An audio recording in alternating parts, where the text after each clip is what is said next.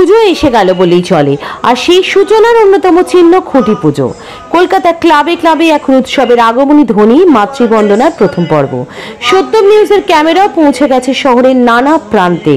এই খুঁটি পুজোর অনন্য রীতি আর শিল্পকর্মের পিছনে গল্প আপনাদের সামনে তুলে ধরতেই এই শুধুই প্রতিযোগিতা নয়, আচার, নিষ্ঠা আর নিখাত শিল্প ভাবনায় প্রতিটি ক্লাব বেঁধে ফেলেছে নিজেদের প্রতিজ্ঞা।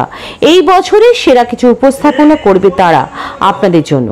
কে কেমন থিম আনছে, কার প্যান্ডেলে থাকছে সমাজের বার্তা, আর কার শিল্পে ফুটে উঠছে বাংলার ঐতিহ্য। আজ আমরা কোথায় এসেছি জানতে হলে দেখতে হবে এই প্রতিদান, কারণ পুজোর অনেক অজানা তথ্য লুকিয়ে আছে এই ক্লাবেরই খুঁটি পুজোর অন্তরালে। সত্যম নিউজের পুজোর শুরু থেকে আপনাদের সঙ্গে, আপনাদের পর্দার এপার থেকে পুজোর প্রাণে প্রাণ মেলাতে সত্যম নিউজের বিশেষ প্রতিবেদন আপনাদের সঙ্গে আমি দুর্গা। ৬৮তম বর্ষে সন্তোষপুর লেকপল্লী আজ খুঁটি পুজোর মাধ্যমে দুর্গা আসার পালা শুরু হয়ে গেল। সন্তোষপুর লেকপল্লী মানেই মানুষের অনেক এক্সপেকটেশন। এবছর নতুন কি পাবে অনির্বাণের কাছ থেকে দর্শকরা? এবছরের তো বিষয় ভাবনাটা একটু প্রত্যেক বছরই আমি আমার মতো যখনই যেখানে কাজ করতে যাই আমি তো সবসময় চাই অন্যরকম কিছু করতে। তো এবছরও আমরা সন্তোষপুর লেকপল্লীতে, যেহেতু সন্তোষপুর লেকপল্লী আগেরবার রিসেন্ট হয়েছে, এতটা কাছে গিয়েও ঘুরে এসছে, তো সেই জায়গাটাকে বজায় রাখার জন্য আমিও একটা আমার মতন করে লড়াই করবো যাতে সেই জায়গাটাতে পৌঁছানো যায়, এবং সমস্ত ক্লাবরাও সেই চেষ্টাতেই আছে, সেই লড়াইয়ে সামিল হয়েছে। তো আমরা এবছর যে ভাবনাটা রেখেছি সেটাও আমরা মনে করছি সেই লড়াইয়ের যোগ্য। দেখা যাক আমরা কতটা তাতে সাফল্য পাই, কিন্তু আশা করছি দর্শকদের কাছে একটা নতুনত্বই থাকবে, কেন এই সমস্ত শিল্প ঘরানা নিয়ে আমরা কাজ করে ভাবনা চিন্তা রেখেছি, সেই ঘরানার কাজ এই মুহূর্তে দর্শকের কাছে একটা নতুনের জায়গায় তৈরি হবে, কেন সেই সার্ফেস বা সেই গ্রাউন্ডের কাজ সাধারণ দর্শকের থেকে একটু দূরেই থাকে, কেন আজকে শিল্প জগতে যত শিল্পচর্চা আছে বা শিল্পীরা আছে তারা যতটা এই সমস্ত জিনিসের সাথে কাছে থাকে, সাধারণ মানুষ তো সেগুলোর সাথে রেগুলারাইজ থাকে না। তো আজকে সাধারণ মানুষের কাছে যেরকম এটা একটা তারা যখন মণ্ডপে আছে তা আসবে, তাদের কাছে এটা একটা নতুন দিকই হবে। আমরা শিল্পচর্চার মধ্যে থাকি, তাই আমাদের কাছে এটা হয়তো নতুন না, কিন্তু দর্শকদের কাছে এটা অবশ্যই একটা নতুন যায়। মানুষের পদধূলি না পুরস্কারের চকচকা চকচকা রূপ, কোনটা বেশি টানবে তোমাকে? মূলত দেখুন, আজকে যদি কোনো ক্লাবের কথা মাথায় রেখে আমরা বলি, তারা তো অবশ্যই দর্শকদের জন্য করে, কিন্তু তাদের মনে কোথাও একটা সূক্ষ্ম জায়গায় এই বাসনাটা থাকে যে পুরস্কারটা আমাদের লাগবে। দুটোকেই সামঞ্জস্য রেখে যেটা করা যায়, দর্শকরা তো তাদেরকে তো একটা আনন্দ দিতেই হবে এবং একটা অভিজ্ঞতা দিতে হবে, যেটা দেখে তারাও মণ্ডপ থেকে বেরিয়ে যাওয়ার পর অন্তত 10টা মিনিট ভাবে যে কী অভিজ্ঞতাটা আমরা সঞ্চয় করি। সেই জায়গা থেকে দাঁড়িয়ে দর্শকদের একটা তো ইম্পর্টেন্স থাকছে, তার সাথে একটা প্রাপ্তি কিন্তু অবশ্যই দরকার। আজকে এই সমস্ত ক্লাব যারা এই পুজোগুলোকে খুব কষ্ট করে দাঁড় করিয়ে রেখেছে, সেটা বজায় রাখার জন্য এই প্রাপ্তিগুলোও দরকার, যাতে তারাও আগামী দিনে এরকমভাবে তাদের পুজোগুলোকে পরিচালনা করে যেতে পারে। দিনের বেলার লেকপল্লী না আলোহাদারি এবং লাইটের খেলায় রাতের সন্তোষপুর লেকপল্লী, কোনটা বেশি আকর্ষণীয় হবে এবছর পুজো?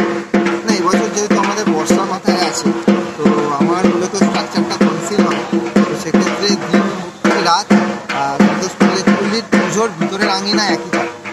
একদম, অসংখ্য ধন্যবাদ।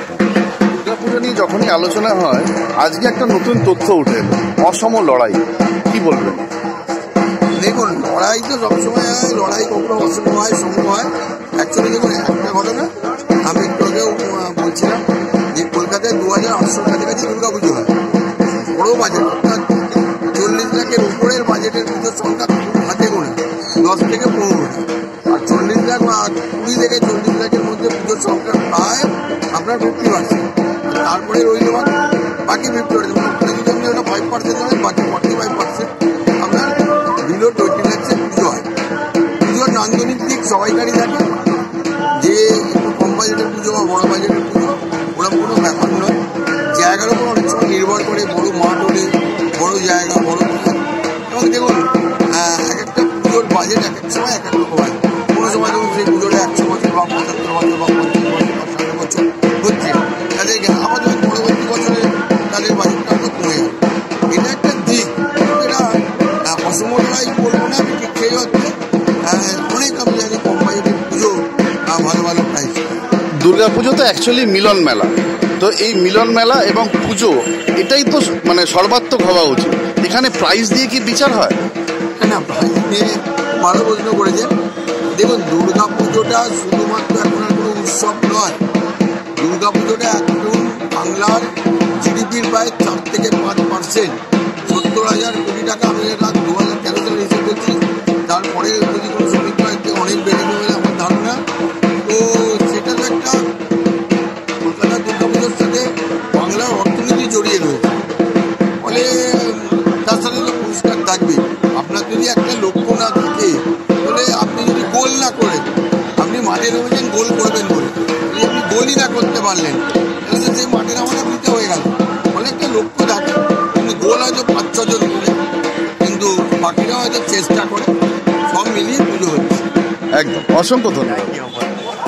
তো এটা আমার পাড়ারই না বললেই চলে, বাট পাড়ারই লেকপল্লী, সন্তোষপুর লেকপল্লী দুর্গোৎসব কমিটি আমি প্রাক্তন মেম্বার ছিলাম। এই জন্য আজ আমার ইনভাইট করেছেন আমার কাছের ভাই, মানে সেক্রেটারি এখানে, ঠিক আছে। বিশ্বজনীন হচ্ছে আমাদের মা দুর্গা, আর বিশ্ববিখ্যাত ফোনপে পরোটার ডিজে অরুণ। মা দুর্গার কাছে কিছু চাওয়ার বাকি আছে? অবশ্যই মা দুর্গার কাছে সবারই চাওয়ার বাকি থাকে, সবারই চাওয়া পাওয়া নিয়েই চলা। কারণ আমি এটুকুই চাই, সারা পৃথিবীর মানুষকে যেন মা সুস্থ রাখে, সবল রাখে, আগামী মায়ের কাছে এটাই আমার। ভয় নয়, আপোষ নয়, শুধু সত্য খবর পরিবেশনার প্রত্যয়। সত্যম নিউজ।